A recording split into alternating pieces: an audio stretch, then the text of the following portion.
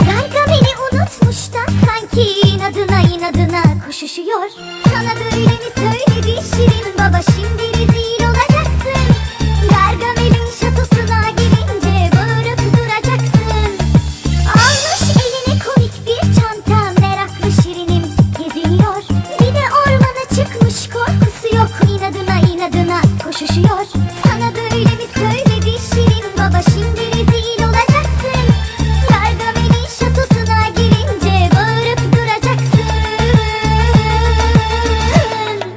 Sizi gibi mavi minikler, ormanları doğayı sevenler, şimdi gelir Gargamel yakalarsa.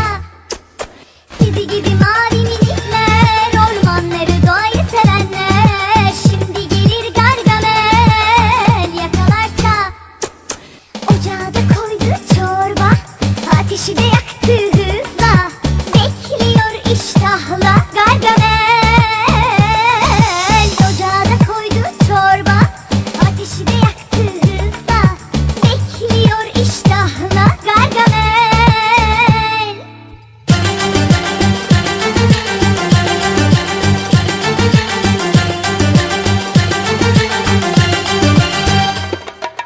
Takmış koluna çilek sepetini, ormanda meraklı dolaşıyor. Gargamel'i unutmuş da sanki inadına koşuşuyor.